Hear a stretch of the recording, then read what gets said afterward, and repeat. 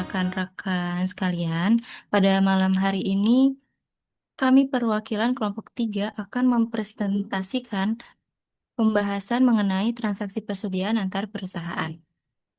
Transaksi persediaan antar perusahaan adalah transfer persediaan antara perusahaan yang berafiliasi dalam satu grup usaha. Dalam laporan keuangan konsolidasian, transaksi ini harus dieliminasi karena grup dipandang sebagai satu entitas ekonomi tunggal. Dalam teori entitas konsolidasi menjelaskan bahwa seluruh perusahaan dalam satu grup dipandang sebagai satu kesatuan ekonomi. Artinya, laporan keuangan disusun seolah-olah hanya ada satu entitas saja. Seluruh aset, liabilitas, pendapatan, dan beban dari induk dan anak perusahaan digabungkan secara penuh atau dikonsolidasikan 100%. Oleh karena itu, transaksi antar perusahaan dianggap sebagai transaksi internal yang tidak boleh memengaruhi laba konsolidasi sebelum terjadi transaksi dengan pihak luar. Dalam laporan keuangan konsolidasian terdapat beberapa implikasi penting dari transaksi antar perusahaan. Yang pertama, kepentingan non-pengendali disajikan sebagai bagian dari ekuitas. Saldo dan transaksi perusahaan antar perusahaan harus dieliminasi. Penjualan dan harga pokok penjualan internal harus dieliminasi. Persediaan disajikan berdasarkan biaya historis grup, dan penyusunan laporan ini mengacu pada standar PSAK 65 atau IFRS 10. Konsep laba antar perusahaan. Laba antar perusahaan muncul dari transaksi persediaan yang terjadi dalam satu grup usaha. Terdapat dua jenis transaksi, yaitu downstream dari induk ke anak dan upstream dari anak ke induk. Laba dari transaksi ini belum boleh diakui jika barang belum dijual kepada pihak eksternal. Jika masih ada persediaan di akhir periode, maka laba tersebut disebut sebagai laba belum direalisasi dan harus dieliminasi dalam laporan keuangan konsolidasian. Selanjutnya akan dijelaskan oleh rekan saya, dipersilahkan. Selanjutnya, pada slide ini akan dijelaskan mengenai transaksi hilir atau downstream transaction. Transaksi hilir itu adalah transaksi penjualan persediaan dari perusahaan induk kepada perusahaan anak yang masih berada dalam satu kelompok usaha. Meskipun perusahaan induk mencatat adanya penjualan dan laba tersebut belum dapat dianggap sebagai laba kelompok usaha apabila persediaannya masih berada dalam satu grup dan belum dijual kepada pihak eksternal.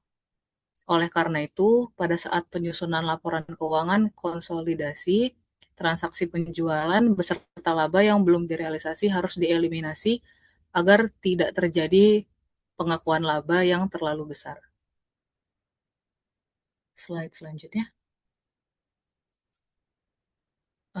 Tujuan jurnal eliminasi ada 3. Yang pertama, tadi menghilangkan transaksi internal antar perusahaan. Karena dalam laporan konsolidasi transaksi tersebut dianggap tidak pernah terjadi. Yang kedua, untuk menghindari pengakuan pendapatan dan beban secara ganda. Yang ketiga, untuk menyesuaikan nilai persediaan agar kembali mencerminkan biaya historis kelompok usaha. Terdapat 2 jurnal eliminasi yang digunakan. Jurnal pertama adalah eliminasi penjualan, yaitu mendebit akun penjualan dan mengkredit harga pokok penjualan untuk menghapus transaksi jual beli antar perusahaan. Jurnal kedua adalah eliminasi laba yang belum direalisasi, mendebit harga pokok penjualan dan mengkredit persediaan. Tujuannya adalah menghilangkan laba internal yang masih melekat pada persediaan yang belum dijual kepada pihak eksternal. Perlu diperhatikan, belum Kak, slide sebelumnya.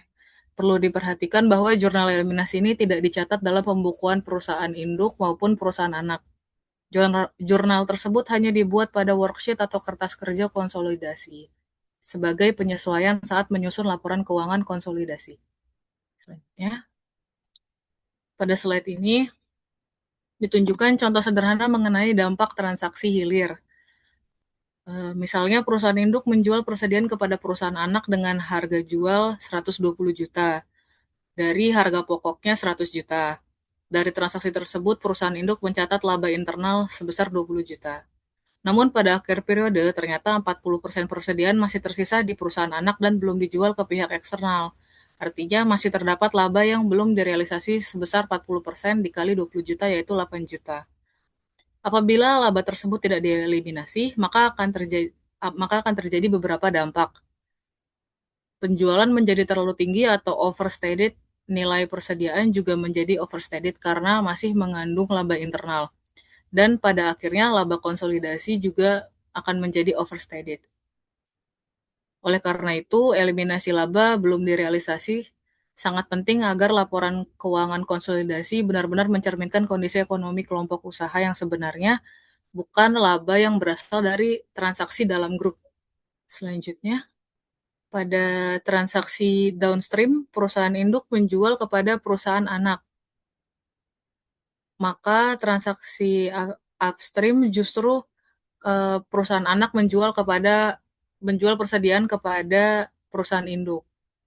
Karena penjualnya adalah perusahaan anak, maka laba dari transaksi tersebut dicatat terlebih dahulu di pembukuan perusahaan anak. Namun apabila barang tersebut masih berada dalam kelompok usaha atau belum dijual ke pihak eksternal, laba tersebut masih merupakan laba yang belum direalisasi, sehingga tetap harus dieliminasi. Perbedaan yang paling penting dibandingkan downstream adalah dampaknya terhadap non-controlling interest atau NCI.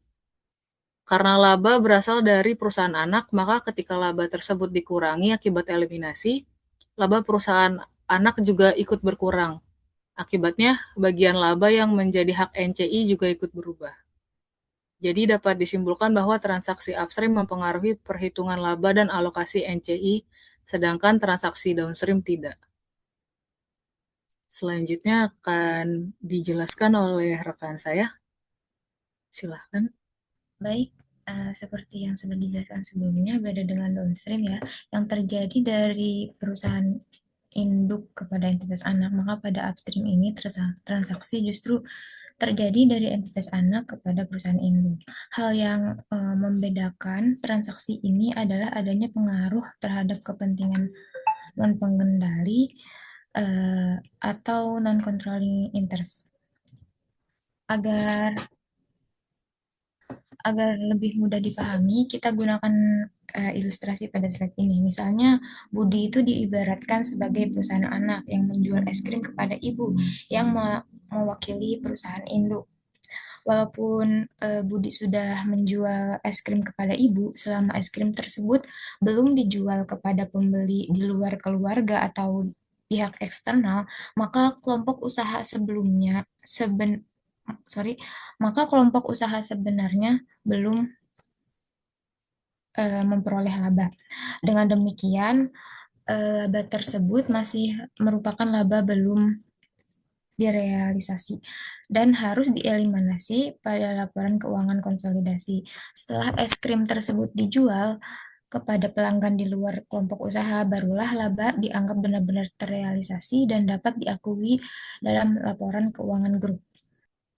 Sebelum membahas implikasinya, kita perlu mengenal dua metode umum yang digunakan dalam pencatatan investasi pada entitas anak, yaitu equity method dan cost method.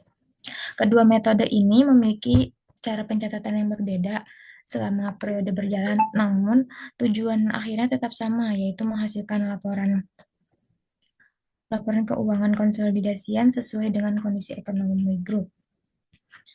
Dan perbedaan utamanya itu terletak pada proses pencatatan transaksi, bukan pada hasil akhir laporan keuangannya.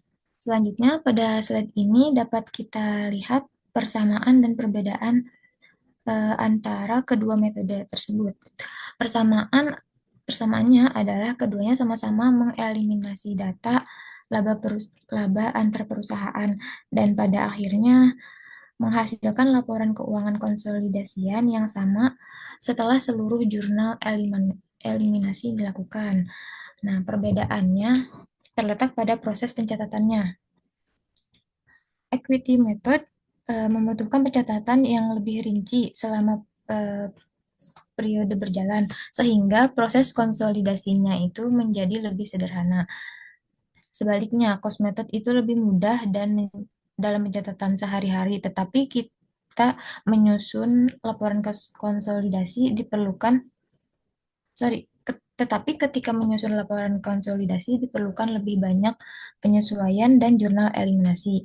Jadi, dapat disimpulkan bahwa perbedaan kedua metode ini hanya terletak pada proses pencatatan, sedangkan hasil akhir laporan keuangan konsolidasi tetap sama apabila seluruh prosedur konsolidasi telah dilakukan dengan benar. Selanjutnya akan dilanjutkan dengan rekan saya. Baik, selanjutnya saya akan menjelaskan mengenai studi kasus. Studi kasus downstream inventory transfer pada Astra Group. Jadi pada studi kasus ini, perusahaan publik di Indonesia umumnya tidak mengungkapkan rincian angka transaksi persediaan antara entitas secara detail. Kemudian laporan keuangan biasanya hanya mengungkapkan bahwa transaksi intragroup terjadi dan telah dieliminasi sesuai dengan PSAK 65 yang mana kini menjadi PSAK 110. Kemudian dalam studi kasus ini menggunakan ilustrasi transaksi antara entitas dalam Astra Group. Sebagai contoh, PT Astra Group Auto Parts menjual komponen otomotif kepada PT Serasi Auto Raya. Next, transaksi penjualan persediaan antar entitas. Dalam kesempatan ini eh, diambil contoh pada transaksi tanggal 1 Juli 2025, di mana PT Astra Auto Parts menjual komponen otomotif kepada PT Serasi Auto Raya.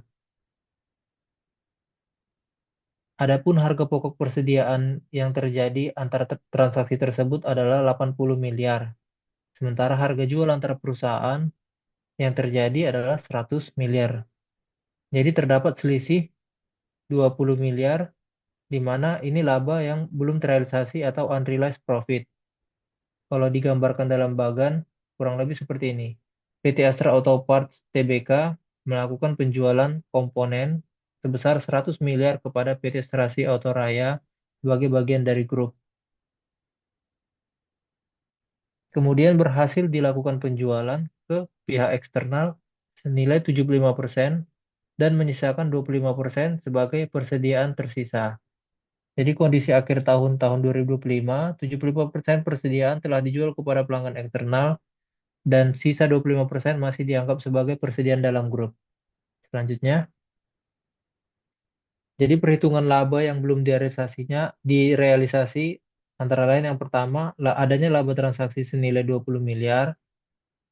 Dari 25 miliar tadi, terdapat persediaan sebesar 25%, sehingga menimbulkan laba belum terrealisasi sebesar 5 miliar. Jadi sebagai kesimpulan, laba sebesar 5 miliar belum dapat diakui dalam laporan keuangan konsolidasi. Kemudian laba tersebut harus dieliminasi karena persediaan masih berada dalam kelompok usaha dan belum berhasil dijual. Selanjutnya akan disampaikan oleh rekan saya.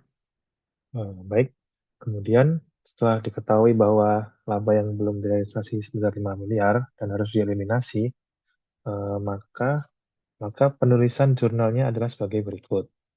Yang pertama yaitu pembuatan jurnal untuk mengeliminasi atas penjualan antar perusahaan. Penjualan di bagian debit atas harga pokok penjualan di bagian kredit. Kemudian yang kedua yaitu pembuatan jurnal pada tanggal 31 Desember 2025 untuk mengeliminasi laba yang belum direalisasi sejumlah 5 miliar yaitu harga pokok penjualan di bagian debit atas persediaan di bagian kredit. Next. Nah, kemudian pada tahun 2026, seluruh persediaan yang sebelumnya masih berada dalam grup telah dijual kepada pelanggan eksternal. Sehingga seluruh persediaan yang sebelumnya masih berada dalam grup telah dijual pada pelanggan eksternal. Kemudian laba yang sebelumnya ditangguhkan karena belum direalisasi, kini menjadi laba yang terrealisasi. Lalu sorry Kak, belum. Nah, lalu dibuatkan jurnal pembalikan yaitu saldo laba awal di bagian debit atas harga pokok penjualan di bagian kredit. Next. Kemudian dampak transaksi antar perusahaan dalam konsolidasi. Dampak praktik akuntansi konsolidasi, perbedaan karakteristik antara downstream transaksi dan upstream transaksi itu mempengaruhi pihak yang menanggung dampak penangguhan laba belum terrealisasi. Pada transaksi downstream, seluruh penangguhan laba menjadi tanggung jawab induk perusahaan sehingga tidak mempengaruhi alokasi laba bersih NCI. Sebaliknya, pada transaksi upstream, laba semu melekat pada pembukuan entitas anak sehingga laba bersih terlapor anak harus dikurangi terlebih dahulu sebelum bagian laba NCI dialokasikan secara proporsional sesuai persentase kepemilikannya. Di sisi lain, perbedaan penggunaan fully adjusted equity method dan cost method oleh induk perusahaan lainnya mempengaruhi proses pencatatan internal dan tingkat kerumitan kertas kerja konsolidasi, di mana metode ekuitas menyelaraskan saldo laba induk dengan saldo laba konsolidasi. Namun kedua metode tersebut tetap menghasilkan angka akhir laporan keuangan konsolidasian yang sama. Next. Nah, kemudian kesimpulan laporan keuangan konsolidasian disusun berdasarkan konsep bahwa entitas induk dan entitas anak merupakan satu kesatuan ekonomi atau single economic entity. Pandangan ini sejalan dengan teori entitas sebagaimana diatur dalam PSAK 65, kini menjadi PSAK 110, yang menegaskan bahwa seluruh aset, liabilitas, pendapatan, dan beban entitas anak dikonsolidasikan secara 100% penuh. Sementara kepentingan non-pengendali atau NCI disajikan sebagai komponen ekuitas kelompok usaha. Penerapan teori ini membawa implikasi krusial bahwa seluruh saldo transaksi internal serta laba atau rugi yang belum direalisasi akibat pertukaran persediaan intragroup harus dieliminasi secara penuh tanpa memandang presentasi kepemilikan induk. Hal ini bertujuan untuk memastikan nilai persediaan di neraca disajikan sebesar harga pokok historisnya dan mencegah pengakuan pendapatan ganda serta pembengkakan overstatement laba konsolidasian. Kemudian keberhasilan masih yang tadi Kak, masih yang sebelumnya Kak. Kemudian keberhasilan penyusunan laporan keuangan konsolidasian sangat bergantung pada pemahaman terhadap konsep dasar konsolidasi, ketelitian mengidentifikasi transaksi intragroup, serta penerapan jurnal eliminasi yang tepat agar laporan keuangan mencerminkan realitas ekonomi kelompok usaha sebagai satu entitas tunggal. Next, kemudian saran untuk praktik konsolidasi yang lebih efektif.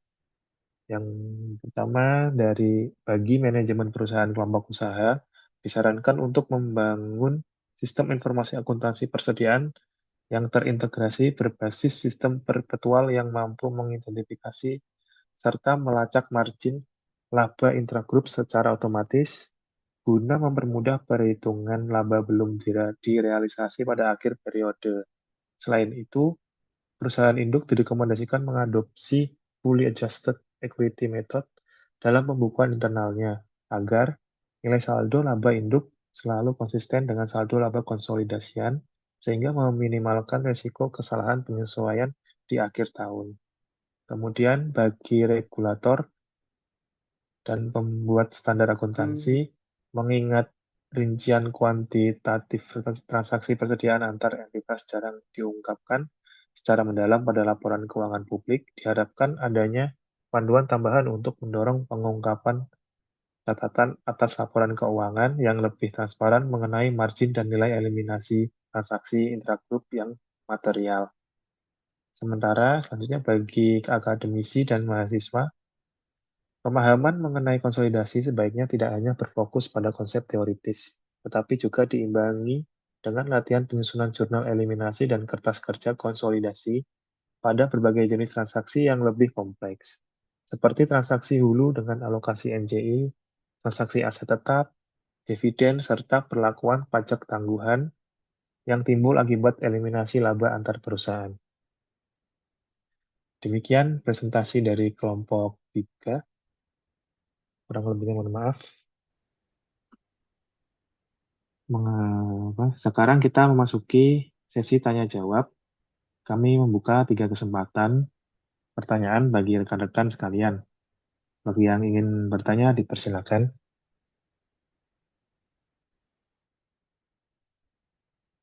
Saya, Kak. Baik, Kak Iza ya. Silakan, Kak Iza. Sebelumnya, terima kasih atas kesempatannya.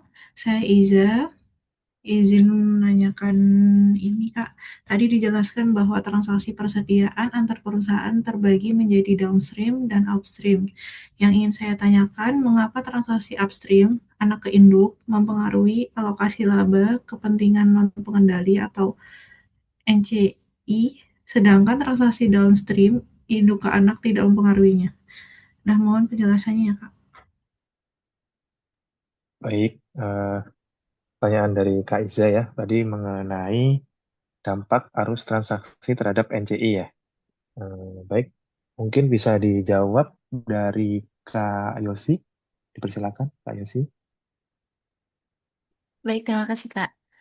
Terima kasih atas pertanyaannya Kak Iza. Apa namanya? Perbedaan utama terletak pada entitas mana yang mencatat laba internal tersebut dalam pembukuannya. Kalau pada transaksi downstream dari induk ke anak, laba atas penjualan persediaan dicatat oleh perusahaan induk karena induk dimiliki 100% oleh pemegang saham pengendali. Maka seluruh laba belum direalisasi atau unrealized profit ditanggung oleh induk. Hal ini tidak mengurangi hak pemegang saham minoritas atau NCI di entitas anak.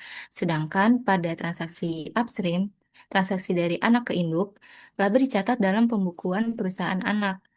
Jika barang belum dijual dari anak ke pihak luar, laba tersebut masih mengandung unrealized profit karena NCI memiliki porsi kepemilikan di perusahaan anak misalnya 20%, maka NCI hanya berhak atas laba anak yang sudah terrealisasi secara konsolidasi. Sesuai contoh di slide kami, misalnya laba perusahaan anak 100 juta dan terdapat unrealized profit transaksi upstream sebesar 20 juta. Laba anak harus disesuaikan dulu. 100 juta dikurangi dengan 20 juta. Hasilnya 80 juta. Bagian NCI yang 20% dihitung dari laba yang telah disesuaikan tadi yang 80 juta. Jadi 20% dikali 80 juta. Hasilnya 16 juta. Jadi porsi NCI ini diperhitungkan setelah laba entitas anak dibersihkan dari laba antar perusahaan yang belum terrealisasi. Seperti itu, Kak. Apakah sudah terjawab, Kak? Baik, terima kasih Kak Yosi. Sudah jelas. Baik, terima kasih Kak Iza ya atas pertanyaannya. Selanjutnya, ada yang mau bertanya lagi? Saya, Kak. Oh ya, baik. Dari Kak Ilma ya. Dipersilakan untuk mengajukan pertanyaan. Ya, terima kasih atas kesempatannya. Saya Ilma izin bertanya. Kan pada studi kasus Astra Group atau PT Astra Autopart itu ke PT Serasi Auto Raya di tahun 2025 terdapat laba belum terrealisasi sebesar 5 miliar dari 25% persediaan yang tersisa di grup. Pertanyaan saya, bagaimana perlakuan akuntansi dan jurnal eliminasi pada tahun 2026 ketika sisa persediaan 25% tersebut akhirnya berhasil dijual seluruhnya kepada pelanggan eksternal? Itu gimana, Kak? Ya, terima kasih Kak Irma atas pertanyaannya. Tadi pertanyaannya mengenai mekanisme pengakuan laba tertangguh di tahun berikutnya. Ini Ya, akan dijelaskan oleh Kak Binsar ya tadi Kak ya. Silakan Kak Binsar. Baik, boleh. Terima kasih. Jadi atas pertanyaan tadi kan bagaimana jika 25% persediaannya tadi itu berhasil terjual Terus bagaimana perlakuan jurnalnya di tahun 2026? Mungkin coba saya jawab. Jika pada akhir tahun 2025 laba sebesar 5 miliar tadi bisa dicatatkan dengan jurnal pada posisi debit terdapat harga pokok penjualan senilai 5 miliar seperti yang ditampilkan. Kemudian pada posisi kredit terdapat persediaan senilai 5 miliar juga. Terus pada tahun 2026 sisa 25 persediaan tersebut dijual ke pelanggan eksternal sehingga labanya jadi terrealisasi menjadi realized profit. Karena pembukuan tahun 2005 sudah selesai dan ditutup, maka lembar kerja konsolidasi tahun 2026 dibuat jurnal pembalikan atau penyesuaian konsolidasi. Dengan posisi jurnal, saldo laba awal berada pada posisi debit senilai 5 miliar, kemudian pada posisi kredit terdapat harga pokok penjualan senilai 5 miliar. Sehingga debit ke saldo laba awal dilakukan untuk menyesuaikan saldo laba induk atau anak periode sebelumnya, sedangkan kredit ke harga pokok penjualan untuk menurunkan nilai HPP konsolidasi tahun 2026. Sehingga laba 5 miliar tadi diakui secara resmi pada laporan tahun 2026. Bagaimana, Artinya Kak? artinya laba tersebut tidak hilang ya Kak, melainkan hanya bergeser pada periode pengakuannya ke saat terjadi penjualan eksternal kah? Kurang lebih seperti itu. Kemudian kalau kita jelaskan lagi, prinsip dasarnya terdiri dari teori entitas konsolidasi, di mana menunda pengakuan laba hingga barang benar-benar keluar dari grup ke pihak eksternal. Ya, baik Seperti Kak. itu kira-kira, Kak. Ya Kak, terima kasih. Baik, terima kasih Kak Ilma. Kemudian kita beralih ya ke pertanyaan terakhir. Mungkin yang ada yang mau bertanya, kakak? Izin Kak, boleh Kak? Oh ya, Kak Aditya ya. Silakan Kak Aditya. Makasih Kak. Saya ingin bertanya, di dalam slide kan dipaparkan antara equity method dan cost method.